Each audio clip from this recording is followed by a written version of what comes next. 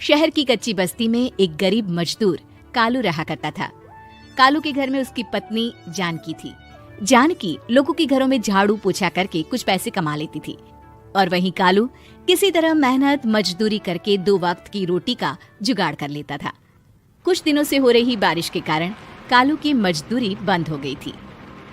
अरे जानकी, इस बार तो बरसात ने हद ही कर दी, रुकने का नाम ही नहीं ले रही।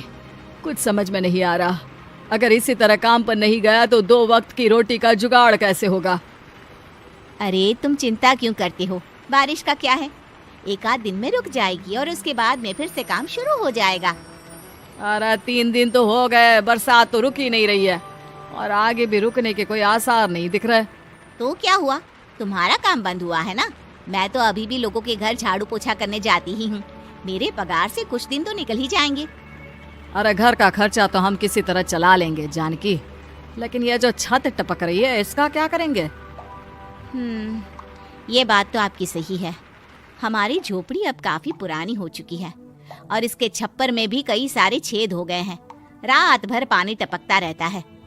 अरे मैं भी इसी बात से बहुत परेशान रहता हूँ, कहीं किसी दिन ज्यादा बारिश आ गई तो हमारी झोपड़ी टूटकर बिखर ना जाए। राम राम राम, ऐसी अशुभ बातें क्यों करते हो? अरे ऐसा कुछ नहीं होने वाला, ये झोपड़ी ही तो हमारा सब कुछ है।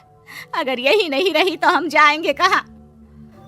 ठीक है जानकी, जब तुम्हारी पगार मिल जाएगी तो कुछ पैसे बचाकर झोपड़ी के छप्पर की मरम्मत करवा लेंगे, शायद हमारी परेशानी कुछ कम हो जाए।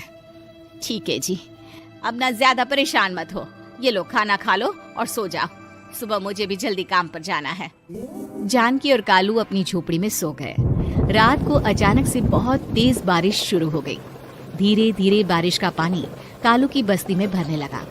पानी भरते भरते झोपड़ी के बाहर तक पहुंच गया था। सुबह के वक्त जब कालू और जानकी सोकर उठे, हे भगवान, ये क्या हो गया? बारिश का पानी तो हमारे घरों तक पहुंच चुका है। अब मैं काम पर कैसे जाऊंगी? रहने दो जानकी, तुम आज काम पर मत जाओ। ऐसे पानी से निकल कर जाओगी और बीमार पड़ गई तो लेने के देने पड़ जाएंगे। लेकिन अगर नहीं गई तो मालकिन लोग नाराज हो जाएंगे। आप जानते हैं ना, बड़ी मुश्किल से 1 दिन की छुट्टी भी नहीं देती है। अरे लेकिन जानकी, झोपड़ी के बाहर तो पूरी बस्ती में पानी भरा है, तुम जाओगी कैसे? जानकी जैसे तैसे करके काम पर चली जाती है, लेकिन अगले दिन फिर से बहुत ज्यादा बारिश होती है और बस्ती में ज्यादा पानी भर जाता है। आज तो मैं तुम्हें किसी भी तरह काम पर नहीं जाने दूंगा। अरे अगर तुम्हें कुछ हो गया तो क्या होगा? ठीक है, तुम ठीक ही कहते हो, आज नहीं जाती। अगर मालकिन नाराज हो गई तो मना लूंगी किसी तरह। अरे मनाने वाली क्या बात है, जब तुम बताओगी कि हमारी झोपड़ी में पानी भर गया है तो वो खुद ही समझ जाएंगे ना। अगले 2 दिन तक तेज बारिश होने की वजह से जानकी, कालू और आसपास की बस्ती में रहने वाले सभी लोगों के घरों में पानी भर जाता है, जिसकी वजह से जानकी काम पर नहीं जा पाती। और 3 दिन के बाद जैसे ही जानकी काम पर पहुंचती है, कहाँ थी तुम? पिछले 3 दिनों से काम पर क्यों नहीं आई? मेम साहब क्या बताऊं, इतनी ज्यादा बारिश हो रही थी, हमारी पूरी बस्ती में पानी भर गया है और उससे भी ज्यादा तो मेरी झोपड़ी के अंदर पानी भर गया। आप ही बताइए कैसे आती मैं? इसका मतलब ये हुआ कि बारिश होगी तो तुम काम पर नहीं आओगी? ना ना, मेरे कहने का ये मतलब नहीं था मेम साहब। तुम जानती भी हो 3 दिन से कितनी परेशानी हो रही है मुझे, सारा काम मुझे खुद करना पड़ा। माफ कर दीजिए मालकिन जी, पर मैं क्या करती, आने के लिए रास्ता ही नहीं था, सब जगह पानी भरा हुआ था। बहाने तो तुझे बहुत बनाने आते हैं। जानकी देख, अगर अगली बार ऐसा किया ना तो फिर काम से हमेशा के लिए छुट्टी। अरे ना ना मालकिन, ऐसा मत कीजिए। बारिश की वजह से मेरे पति की मजदूरी भी छूट गई है। बड़ी मुश्किल से घर में 2 वक्त खाने की रोटी का जुगाड़ हो पाता है। आप मुझे काम से निकाल देंगे तो हम क्या खाएंगे? अगर इतनी ही चिंता है तो फिर रोजाना काम पर आया करो। चलो अब जल्दी से जाकर घर का सारा काम करो। बारिश रुकने का नाम ही नहीं ले रही थी। पूरे शहर में बाढ़ जैसे हालात बन गए थे, लेकिन नौकरी जाने के डर से जानकी किसी तरह रोज काम पर जाती थी। एक दिन जब जानकी काम करके अपने घर लौट आई तो अचानक उसकी बस्ती में कुछ लोगों का शोर सुनाई दिया। अरे लगता है बाहर कुछ हुआ है, मैं जाकर देखता हूँ। हाँ हाँ, पता तो कीजिए, ये बस्ती में लोग इतना शोर क्यों कर रहे हैं? बाहर जाकर कालू ने एक आदमी से पूछा, अरे क्या हुआ भाई, इतना शोर क्यों मचा रहा है?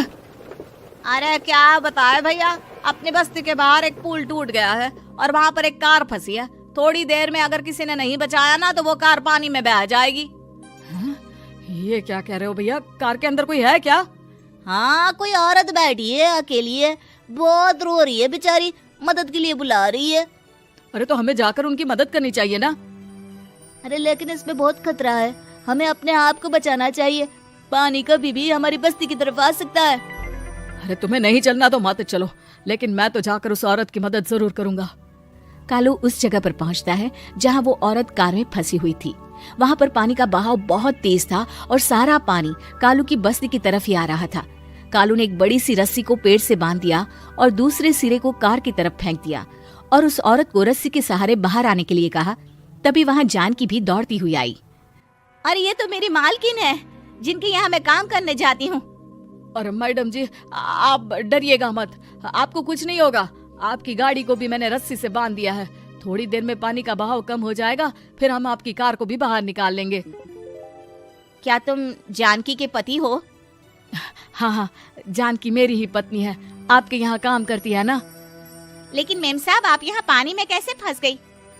अब क्या बताऊं, मैं अपनी सहेलियों के साथ पिकनिक पर गई थी, वहीं से लौट रही थी। अचानक पानी का बहाव तेज हो गया और मेरी गाड़ी फंस गई। अरे कोई बात नहीं मालकिन, अब ना आप बिल्कुल सुरक्षित हैं। मैं तो बहुत बुरी तरह डर गई थी। कब से मदद के लिए चिल्ला रही थी, लेकिन कोई मेरी मदद के लिए नहीं आया। भला हो तुम्हारा पति का जिसने मेरी जान बचा ली। लेकिन जानकी, मैंने तुम्हारे साथ बहुत गलत व्यवहार किया। इतने खराब मौसम और बाढ़ में भी तुम्हें काम पर आने के लिए कहा, नौकरी से निकालने की धमकी भी दी, और तुमने मेरी जान बचाई।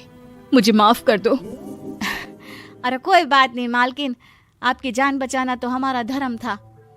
देखो जानकी, तुम्हारी झोपड़ी में जो भी नुकसान हुआ है उसके लिए मैं तुम्हें पैसे दूंगी। आज तुम्हारे पति ने मेरी जान बचाई है और आज के बाद मैं तुम्हें कभी भी नौकरी से निकालने की धमकी नहीं दूंगी। आज मैं तुम्हारी परेशानी को अच्छी तरह समझ चुकी हूँ। हम जैसे पैसे वाले लोगों के लिए अपने घर में बैठकर बारिश का मजा लेना बहुत आसान है, लेकिन तुम गरीब लोगों के लिए बाढ़ और बारिश काफी परेशानी खड़ी कर देते हैं। ये बात मुझे आज अच्छी तरह समझ आ गई है। आपका बहुत बहुत धन्यवाद मालकिन।